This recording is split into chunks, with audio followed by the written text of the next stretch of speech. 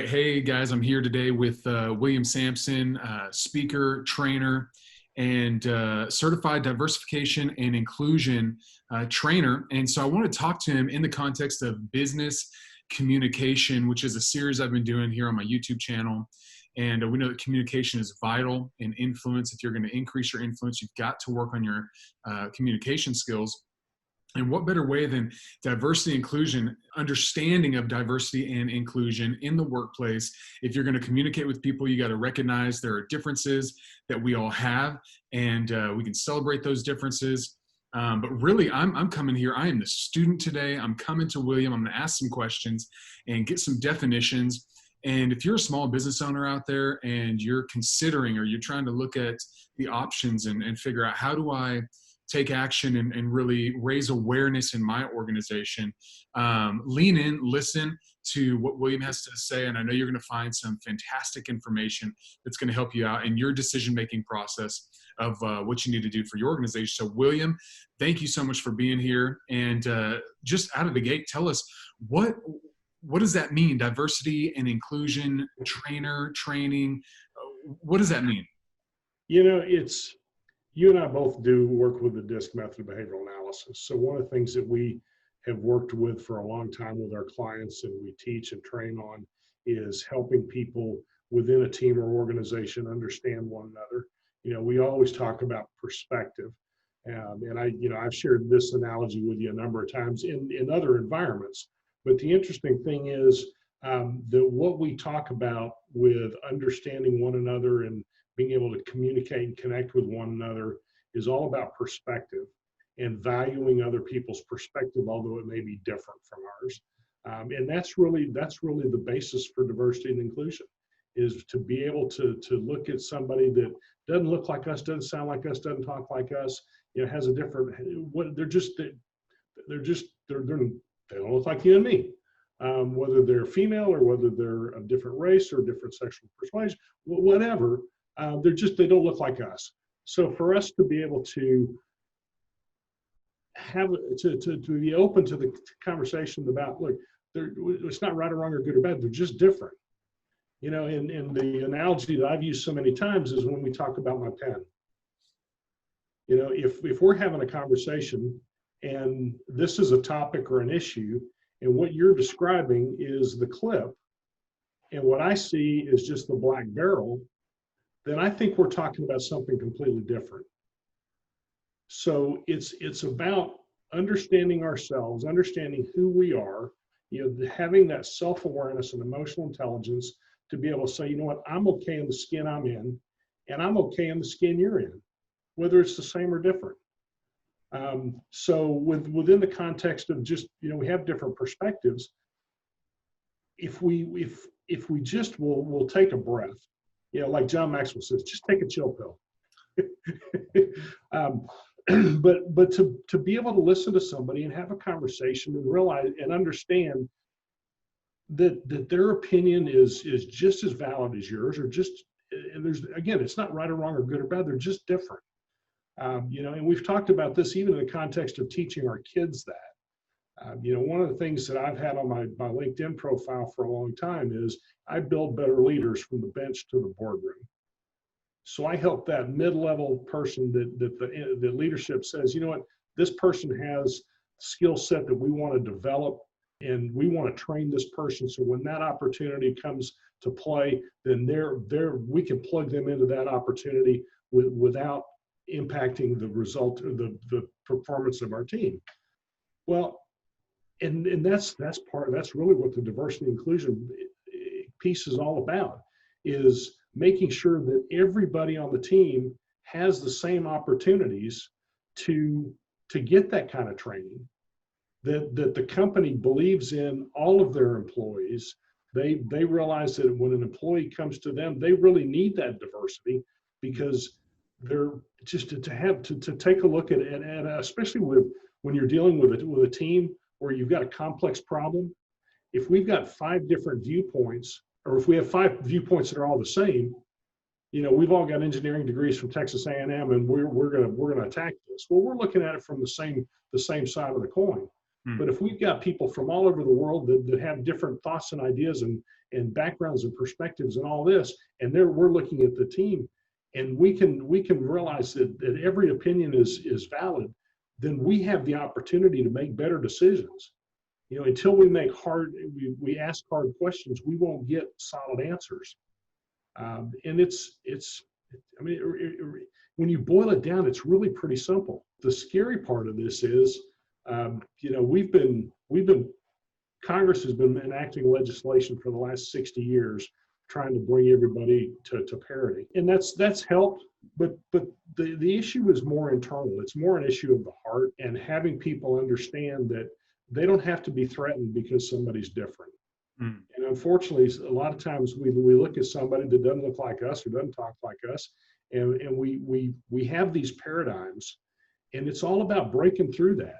Is that a good start? Yeah.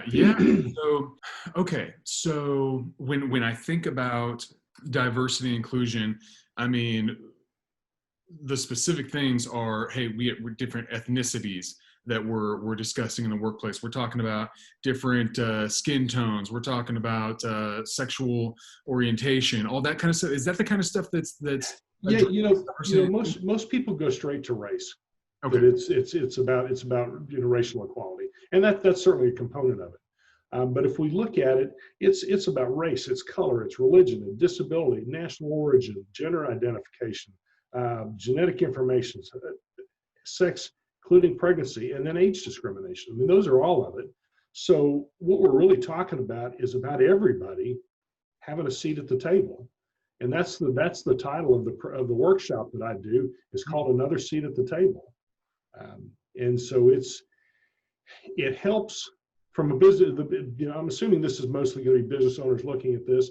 So from the business owner's perspective, helping them understand why diversity and inclusion is important. And I referenced a study that Accenture did, and they talked to 1,500 C-level executives in corporations that you're familiar with the names of.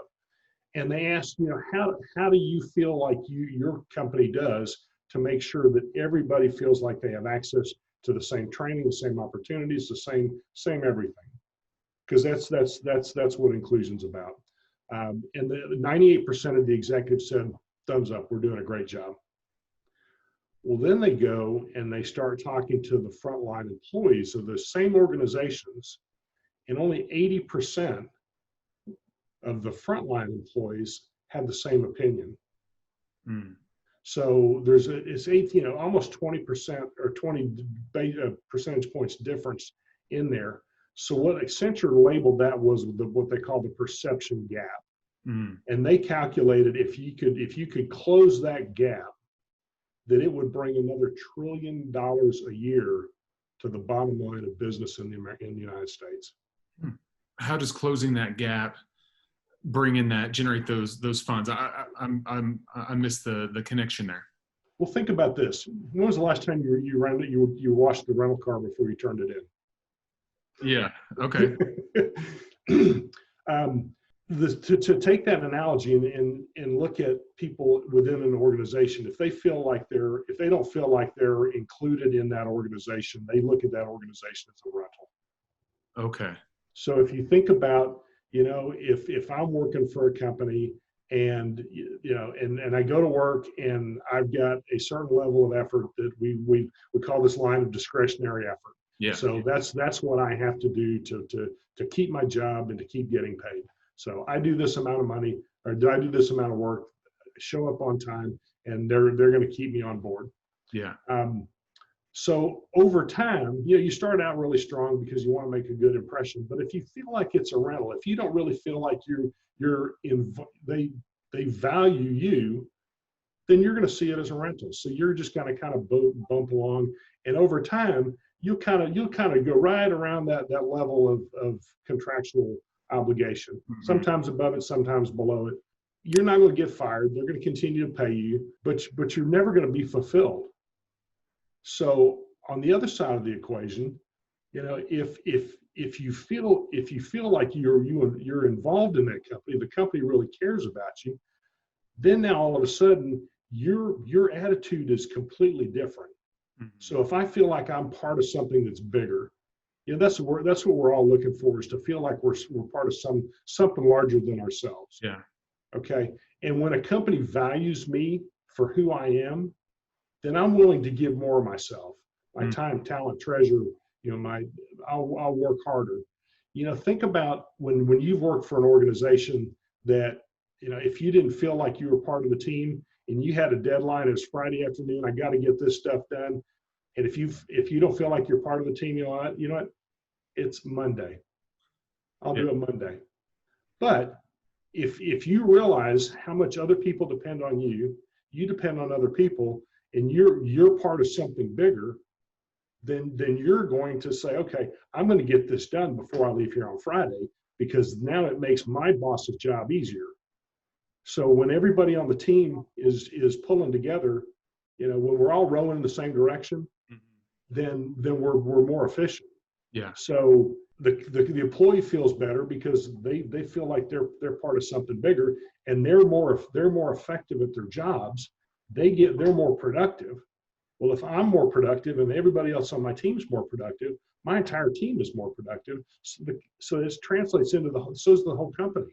Yeah. So if we can get that culture within an organization where everybody feels like they're part of the team, then it's, we do teamwork, team building exercise all the time, right? Yeah. That's what the leadership game is about. That's what our teamwork, 15 laws or 17 laws of teamwork is training is about. So it's all about making sure that everybody's pulling the same direction. Yeah. That's good. No, I did a video just released this week on vision buy-in. And so I definitely see what you're talking about with getting the team members to have buy-in, and how much more productivity is going to take place when people are happy and feel like they're part of something bigger than themselves. So thanks for making that connection there. Okay, Yeah. let me talk about the elephant in the room. Some people would look at us, they see two white, straight, Judeo-Christian background guys in Yep. America. We're part of the majority, right? And we're talking about diversity and inclusion. What, do we have any position? Can we speak to diversity and inclusion? I've actually heard that from a person before. How can someone that looks like me speak to something like that? What would you say to some of the critics out there, maybe making that statement with you? It's all I'm trying to do is bring awareness to the situation. And by having the conversation that frankly is a difficult conversation, we've got to have people. We got to have people that look like us. We have to have people of color. We have to have people with different sexual orientation. We have to have a diverse culture having this conversation. But there's not everybody's willing to step out and say, look, I'm willing to go into an organization and help you affect cultural change by making you aware. So part of there's a half-day workshop that I do, and it talks about we talk about the four different pillars of diversity and inclusion. It Mm-hmm. starts with awareness. It's all about, one of the things I've coached people on all along, and with self-awareness and emotional intelligence, is you can't be aware of something until you're aware of it. Mm-hmm. And if once you become aware of it, now you have a moral obligation to do something about it. Yeah.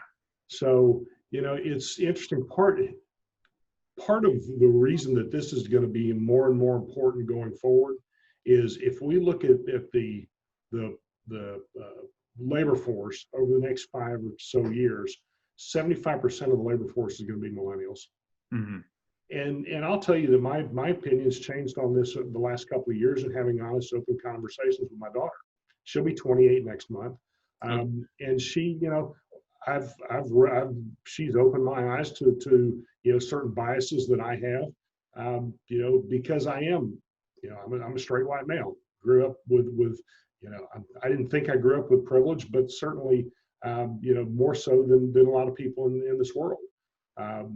And do I have a right to make people aware of this? Absolutely. In fact, now that I'm aware of it, I have a moral obligation to do something about it. Mm-hmm. So just having people start the conversation, but it starts with awareness. Yeah. The next part of it is empathy. And we talk about that again, going back to our team building exercises and DISC and helping people work together more effectively on a team, is when we can celebrate, other people's differences. We can stop long enough to have a conversation and listen to the other person to understand, not just to respond, but listen to understand. Then we can develop empathy for somebody else. Yeah. Whether they look like us or don't look like us, but in the context of what we're talking about today, especially with people that are different. Yeah. And again, not right or wrong or good or bad, it's just different. And when we can kind of take that, I don't know, elephant off of our chest and say, look, okay, yeah, sure, we're different. You and I are different. We're both tall, white, Anglo-Saxon males, but we're different. We approach life different. So anyway, so the ability to develop empathy for other people and just say, look, okay, let's let me learn to understand what your point of view is. Yeah. It goes back to this. If you're talking about this and I don't see that, I have to be willing to listen to understand what you're describing long enough to understand that we're talking about the same thing. It's just an ink pen.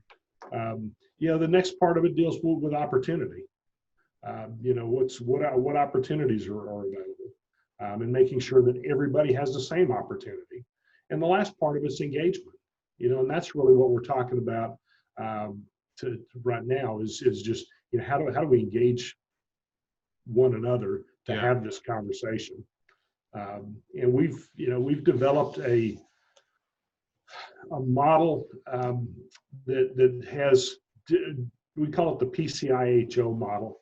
And basically it's within any time you're trying to affect change within an organization, you're going to have 5 different ways that people will approach that. Okay. We call them pioneers, champions, and influencers. And then we have what we call the hesitators and the obstructors. Mm. So the pioneers are going to be the one that sees something and says, you know what, that's wrong. We need to go do something about it, and I'm going to take charge. The champions are not going to be the visionaries, but they'll catch the vision pretty quick, and they'll be right behind them. Then the influencers, a little bit further behind, but they're still willing to put their influence behind to bring everybody along. And then you got the hesitators. They're going to be the ones that are on the sitting on the fence. That just kind of develop that wait and see attitude. And then the obstructors, they're the ones that are going to be actively saying, I don't agree with this. Yeah. So we and with any type of change, whether it's cultural change or you just got a new policy, everybody in your organization is going to self-identify with one of those. Okay, well, they're taking the Lipton iced tea out of the break room. Well, that's just wrong. Okay, but anytime we have change, people are going to identify with one of those 5. Yeah. So then what's that? I said, yeah, you're right. Yeah, I can see that. So then we walk them through. Okay, what's the purpose of each one of those roles? What do they serve? What motivates each one of those roles? How do they identify themselves? Like the pioneers, they feel empowered. Okay, we can go get this done. The obstructors, they're just going to think that they're right. Mm. So then we look into what's the self-talk of each one of those. And then we talk about what are some change-driven actions that each one of them can think about or hopefully apply to start to affect this change. Because if you think about within an organization, if you've ever worked for an organization and it just didn't feel right, it probably wasn't because you got a letter from HR that said, we just kind of hired you because we needed a warm body. It's likely going to be something that somebody said or did, or something that somebody didn't say or do. Mm-hmm. So culture is all about, back up a little bit. you get the CEO of the company comes in and says, we got a new mission, vision, value statement, puts it up on the, on the wall in the boardroom, what changes? I mean, there's a new thing on the wall. It doesn't mean anything changes unless people buy in and we start taking action and are held accountable to those actions. Nothing changes. It's like the story that John talks about with the 4 frogs sitting on a log, 5 frogs sitting on a log, 4 decided to jump off. How many are left? 5. 5, because there's a huge difference between deciding and doing. Absolutely. So let me ask you this, William. Mm-hmm. Small business owner, 50 to 400 employees, depending on the industry, right? They're humming along, they're doing well. They don't have any issues coming into HR. They don't have some massive training and onboarding process that, includes diversity and inclusion training. And they're like, you know what? I don't want to stir anything up by bringing in diversity and inclusion training. I'd rather just not rock the boat, not talk about it, because I know that probably I'm going to have a few of those obstructors and it's going to stir things up. And if I just don't talk about it, then because we don't currently have a problem here, there's no problem. I mean, because I could see a lot of people saying that and drawing that conclusion, just saying, we're just not going to talk about it. I don't want to bring it up. What would you say to those small business owners? What's the upside? What's the downside? How could you have empathy for them and maybe help them kind of understand why they should do something like this? Yeah, there's a couple of thoughts wrapped around that. I actually just got off a presentation with Patrick Lencioni, and he was talking about the motivation for leaders. And one being responsibility, that they wanted to be leaders because they felt a responsibility to lead and bring people along. Mm-hmm. And the other one was that people were reward driven, that they did it because of the position and power that they got. Mm-hmm. And he talked about 5 key areas that reward driven leaders they tend to shun or they tend to avoid. And he calls them the sins of omission. It's just those things, the difficult parts of their job that they don't like to do. And this will certainly fit into it, and I'm going to reference Covey here in a minute. But the 5 things that he talked about was, A, they don't like to have hard, uncomfortable conversations. Mm-hmm. And I've been through 2 books in the last, just recently. I think one was called Critical Candor, and the other is called Crucial Conversations? Here's Conversations was the other one. What was Kim Scott? I don't know. But interestingly enough, they're both authors. Their last name is Scott, and I don't know if I don't think they're related. But so they don't like to have hard or difficult conversations. They don't like to manage their direct reports.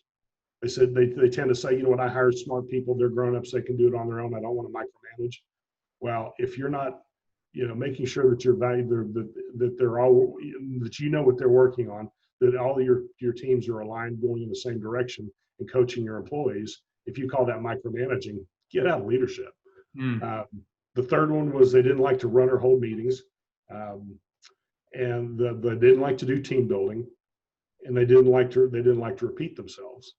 Well, when Lencioni talks about it in his book, The Advantage, talking about the CRO, Chief Repeating Officer, like Kelly from Southwest Airlines, he's complete every time. He's hammering that message. This is our why. This is why we take care of our employees. This is why we take care of our customers.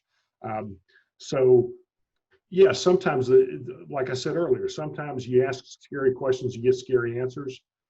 But here's the downside to not doing that.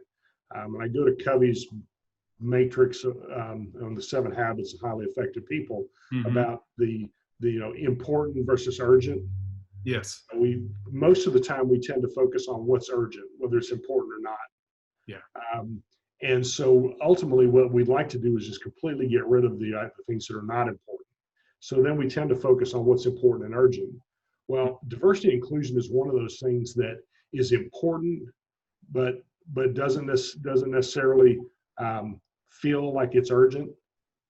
So the things that are important but not urgent, that's you working on your business, not in your business. Those are Okay. that's that planning. That's those things that have to that are, again, they're important, but they're just not, they're not in your face right now. Yeah. And I'd submit to you that if this topic becomes important and urgent, then it's too late. Yeah. So You probably have a lawsuit or a complaint ahead of yeah, you. absolutely. I mean, the last thing, I spent 15 years in the financial planning world, and we always said we don't want to make our clients famous, as in Sampson versus the United States government. So Railhead Barbecue, and I'll pick on Pete Guerin's place, but Railhead Barbecue versus the state of Texas.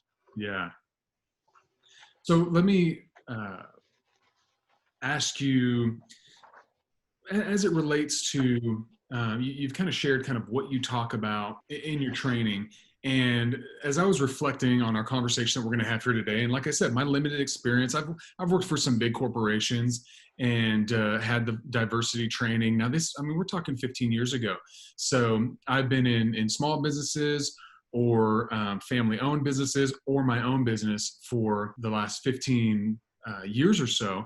And so a lot of my context is, related to like-minded thinking people, right? Everybody kind of thinks the same, does the same similar background, and goes through life the same. But as I was thinking about this whole training, it reminded me of a conversation I remember vividly. I don't know how old I was, 10 years old probably. I remember I was in elementary school, and I remember sitting on the couch in our living room and a family member sharing a story, and part of their story included the skin color of the person, of a couple characters in the story.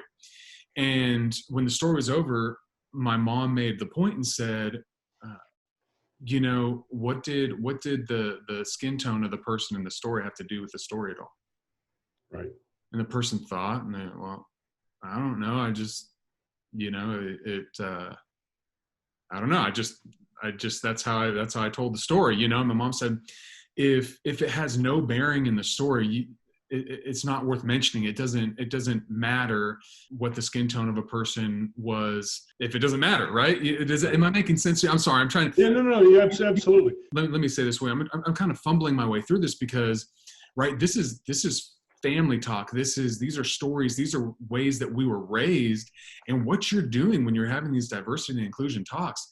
I mean, you're going real deep with people into how they're raised, how they view the world. So all that to say, I'm grateful for my mom who said, don't make issue out of the differences that we have unless it has some sort of bearing on the story at all.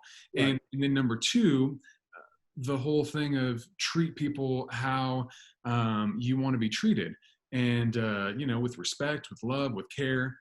So with those two things in mind, if we all were taught that and did that, would we still need diversity and inclusion training, or am I missing the mark? Because I want to understand. It's, again, what you're achieving at this point in the conversation is awareness. Okay. And awareness is just the start of it. It's the first of the four pillars of making cultural change. Because again, we can't be aware of something until we're aware of it. And then once we're aware of it, now we have the moral obligation to do something about it. And that's what we talk about bias, where based on, and I've got a thing on my whiteboard here, we talk about perspective, and the different things that make up our perspective. And one of those is just our story, the way we were raised. Mm-hmm. Most likely the person that was telling that story told that story, including the skin tone of the person, because that's the way the story was told to them. Mm-hmm. So we all have things that have been handed down to us that we just accept because it came from mom or dad or grandpa or whatever. And that's part of what we as white males need to understand, is that we have a different take on the world just because of the color of our skin. Mm-hmm. And I've got lots of friends that are that are black that And they talk about the conversations that they have to have with their kids when they have, run-ins with law enforcement or just in shopping or stores, or the people are just that are ignorant to this, that don't have any awareness, that again are just doing the things the way they were raised, Mm-hmm. because this has never been brought to their attention. Yeah. And the fact of the matter is, most people haven't had this brought to their attention to even have the awareness. So that's what I'm doing is helping people at least begin to have those conversations. Yeah.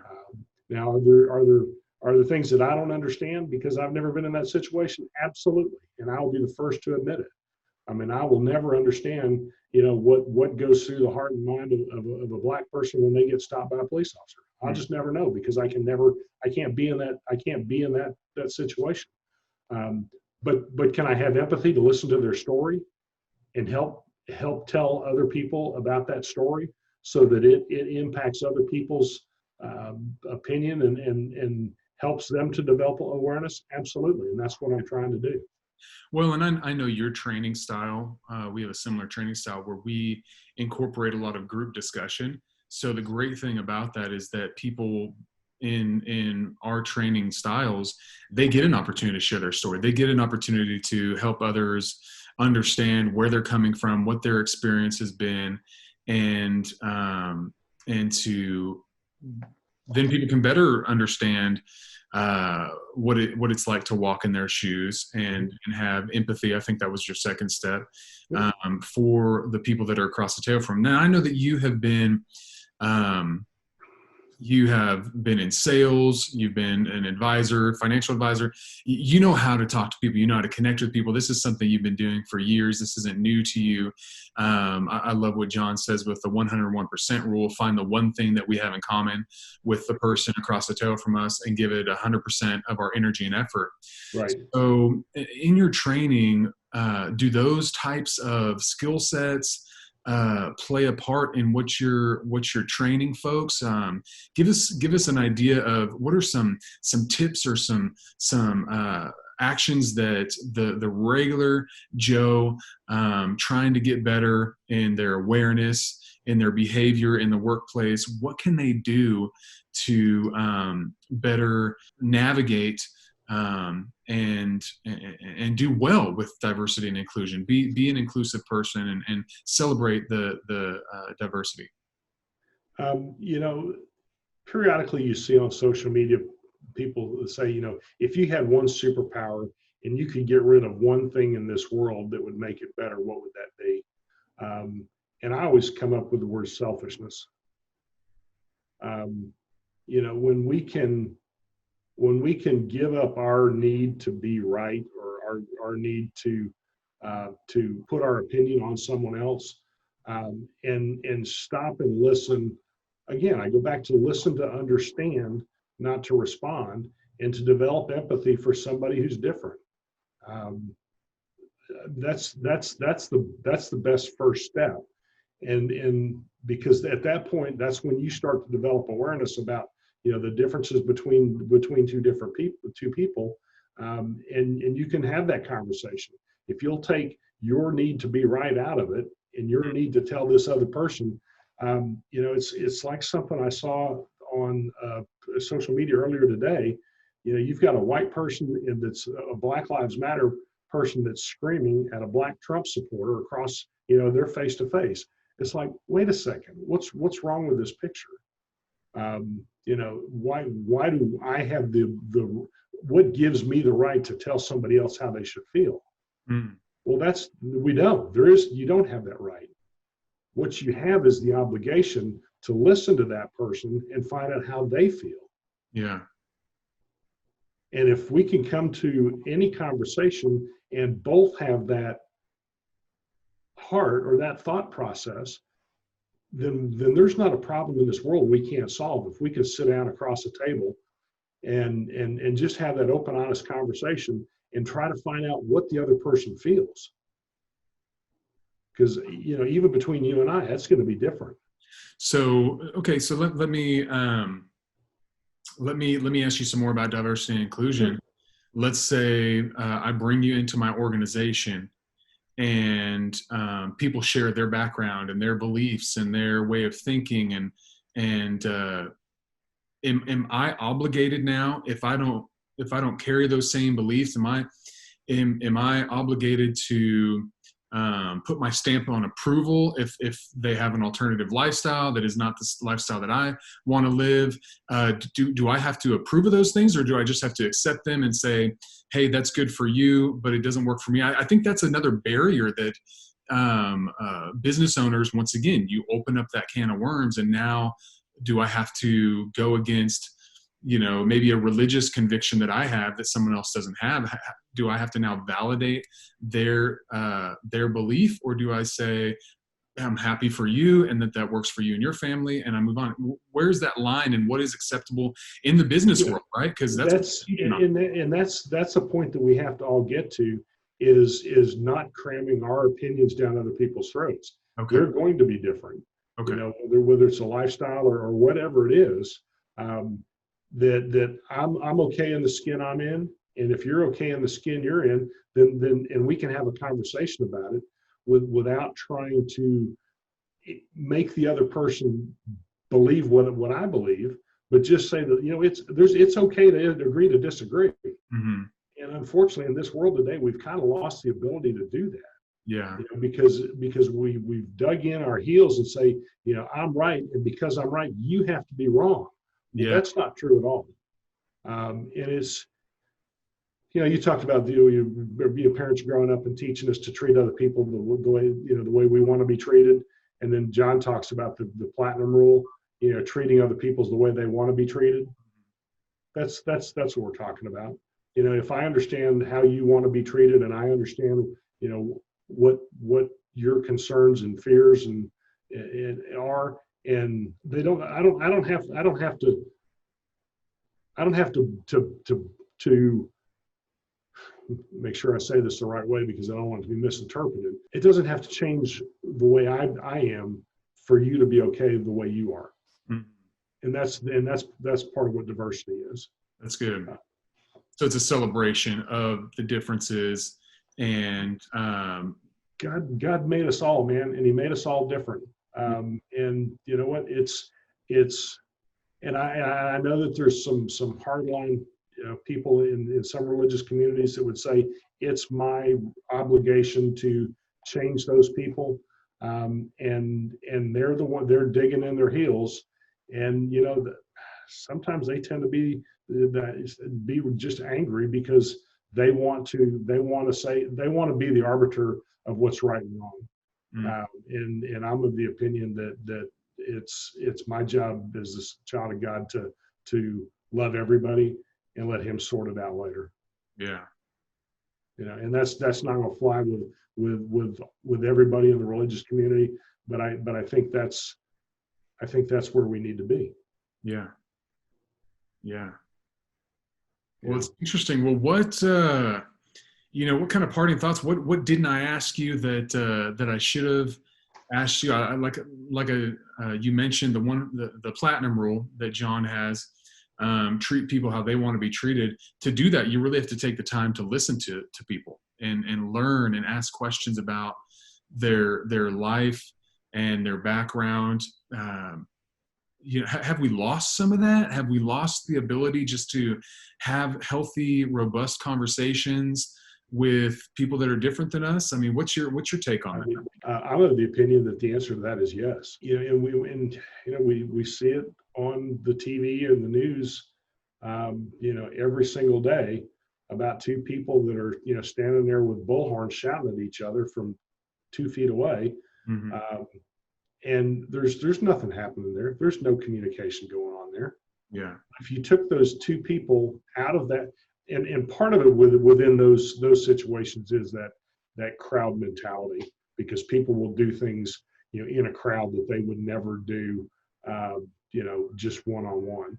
Yeah. So if we take those people, if we could take them out of that situation and sit them down in a room, sit them down in a room with a couple of beers and a bowl of chips, queso, and some guac, and just let them have a conversation, we'd find that there's a lot more that unites us than that which divides us. Yeah. And I fully believe that our media is not our friend in terms of helping this situation get better. It's just not. You know, we know that John's been working down in Ellis County here for the last probably 2 years or so with the roundtable discussions. And I had conversation with a lady who runs a business, well, the lady you referred me to that runs the business association, Cammie, and she's been involved in that, and she's you know, so she's aware of it. And it's all about just taking people out of the noise, out of the squelch that we're surrounded with, and sitting down around a table. And with this particular, you know, thing, they have an agenda of what they go through and what they talk about, but it's all about helping people just get to raw humanity. Yeah. Because that's, you know, my tagline is I build better humans, and part of that is, you know what, just shut up and listen for a minute. You know, again, give up your desire or need to be right, and develop a spirit or a heart of learning and understanding. I've said this for years, even before I started working on the diversity inclusion piece. You know, we're just working with team building and the DISC pieces, was that, you know, if we could understand each other, develop some empathy for people that are different from us, and sit around a table and have a conversation, there's not a problem in this world that we can't solve. Yeah. But it's turning off all the noise. It's turning off all the outside. Yeah. So I would say that any business owner that, you know, if they've got more than 10 or 20 employees, they're willing to have the conversation, because we know that there are people that are going to listen to this and go, you know what, I don't care, I'm just fine the way I am. And there's a certain percentage of the population that we're just not going to reach. But that doesn't mean that we can't keep telling the story. In fact, I have an obligation to tell the story. Yeah. Because you never know where somebody's going to hear something and go, you know what, maybe what I believed is not correct. You know, we talk about the coaching process in taking those pre-programmed thoughts and ideas in our subconscious that just drive what we do. You know, most bias and implicit bias and cultural bias and all that kind of stuff are programs that we just operate on. It's on autopilot. Yeah. So it's a matter of pulling that program out and interrogating that thought, and then refining that thought and putting the new thought back in there. You know, we think about the idea of if you've ever had a coach, you know, when you play golf or tennis or something like that, and you want to change your swing, you go to a coach and they say, well, you know, I see why you're slicing the ball or you're hitting your backhand to the left. And they go through and they show you how it should be done. They show you how you're doing it, and you practice a few strokes, and then you get out and you play with your group that afternoon, and you still play the way you did. It's because that's the way you're programmed. That's the way you're wired. It's not that you don't want to change, or the change isn't in your best interest. But too often we understand, we have this idea that an intellectual insight is change, and it's not. It could be, and it should be, and it would be if we did something different. So how do you rebuild that swing?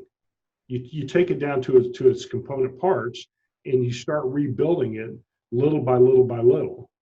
And that's what change within an organization, within cultural change, is all about. Is first you're aware of it. Now you know what to be aware of. Now you have the obligation to change that. So once you start putting those things back in place, then we can have the conversations with our employees and our team. It's got to start from the top down. That's good. You know, we're all interdependent. So it's dependent upon the employees. It's dependent upon our peers, our leadership, our customers, our suppliers, our stockholders. Everybody's got a part in this. but I believe that it's got to start with leadership that says this is important, because one of the things that we know is that employees have to understand, they want to know that their company believes in this, and they want the same, they want the best for everyone, they want the same for everyone, and that's what will make them an employer of choice. Big companies are working on this all the time, working on it hard. You know, we look at trying to think the word I was thinking of. Anyway, I just thought went flying out the window. It'll come back. Well, let me say this. I think, you know, what you were saying about the various, you know, having these conversations is it's challenging to be challenged.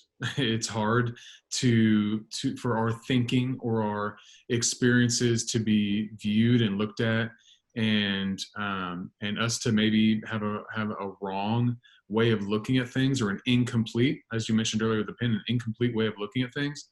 And even to look back, as I mentioned earlier, family teachings, family trainings, and to maybe say, hey, how I was taught in my home growing up, that really wasn't that wasn't an empathetic way of thinking about things. That wasn't a way that is inclusive or diverse, and you know, that doesn't mean that we don't love parents, grandparents, great-grandparents, and all that kind of stuff, and we're grateful for the positive contributions they made. But I'm a parent, you're a parent. We want our kids to have better thinking than us, right? We want our parents to do better than us.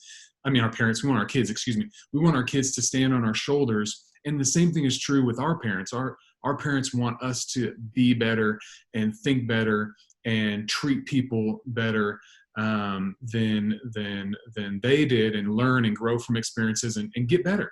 And so I think being able to detach yourself from that and being willing to be challenged, which is not easy, and have the tough conversations. I'm telling you, it's easier to just avoid it, you know, and to say, I just don't, I want to pretend like it's not happening and it's going to go away, but it doesn't go away. And there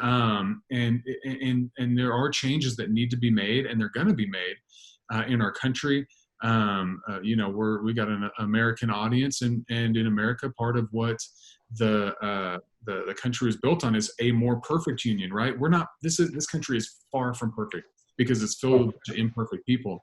But that doesn't mean we don't strive for, we don't work towards trying to better ourselves, trying to better how we think, how we approach things, how we approach different people. And we're constantly learning. I remember a story from John Maxwell, a mentor, both of ours, that years ago when he moved to Atlanta, he said, I want to meet with all various Black leaders from different from business world, from education, from the church world, which is John's background prior to being in the business world.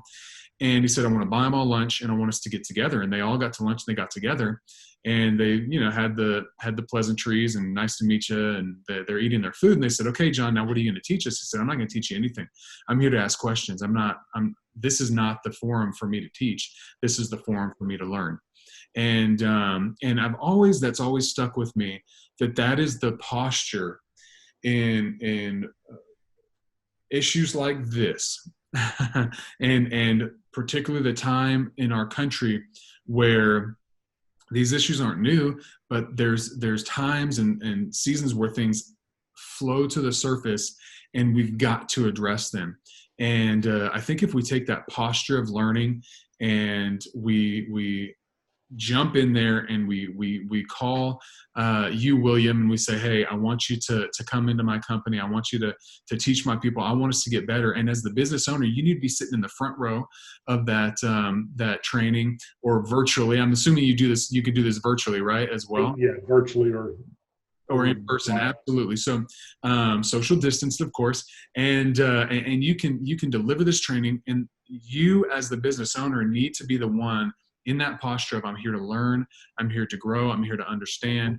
and we're all going to get better, and we're going to have those tough conversations so that we can have greater unity. Ultimately, that's what we're looking for, is that there can be unity within our diversity. We can have that common goal that we're moving towards, that we're going towards, that whether it's an organization, a company, a nonprofit, a country, right, that we are working towards something together, and it's that thing that we have in common that we're locking arms and we're moving towards together. And so I love it. I love what you're doing. Think about, and I'll be the first to admit, I don't have the answers. Yeah. I don't have the answers. What my job is I feel like I'm a catalyst. Oh, absolutely. So I'm like that little grain of sand that's not turning into a pearl. I'm a disruptor. Mm-hmm. But a couple of things to think of, because I know we're starting to run down on time. Yeah. The Civil Rights Act was passed in 1964. We're still having the same conversation 60 years later. Yeah. So the fact of the matter is, we got work to do. And I go back to Einstein's quote, and I use this all the time for lots of reasons, but it says, we'll never solve problems at the same level of thought that got us here in the first place. Mm-hmm. So if we're just jamming along thinking everything's fine, it may be right now, but you go back to the urgent versus important thing. If this may not be urgent right now, but it is important. Yeah. And if it becomes urgent, then you're behind the 8 ball. So if you're a visionary leader, then you need to be addressing this with your organization. That's good. Just period. Because now that we've made you aware, you know what to be aware of. And now that you're aware, you have a moral obligation to do something about it. That's fantastic. And so how can small business owners contact you? How can they get a hold of you? Where can they find you? Cell phone number, 972-849-9557. My email address, william@wkspeaker.com. Find me on LinkedIn, find me on Facebook. I'm not great on Twitter or Instagram or that other stuff, but Facebook and LinkedIn, I'm pretty easy to find. You see my picture over my shoulder. I'm always looking over my shoulder, making sure I'm staying true to what I'm supposed to do. I love it. I love it. I'll make sure that the links to connect with you are in the description below. And William, thank you so much for sharing and helping me better understand diversity and inclusion. I hope there are other business owners out there that have a new perspective. And I'm sure that we're going to have some people reaching out to you to get some training for their team members so they can become better and get a workforce that has more buy-in with the company, like we mentioned at the start. So thank you so much, William, and have a fantastic rest of your day. 2 things to leave you with. First of all, it's the right thing to do. But second of all, when everybody is on the team feels like they're pulling together in the same direction, your company's just going to be more profitable. That's right. So it's good. I love it. Awesome. Thanks, Drew. Thanks, Drew. I appreciate it. It was great. I'll talk to you soon. If you found value from this video, please like and subscribe to the channel. To receive the free influence assessment, simply click on the link below that says Influence Assessment. If you have any questions or comments about influence, please comment below and I will look forward to connecting with you. Always remember, increase your influence, realize your dream.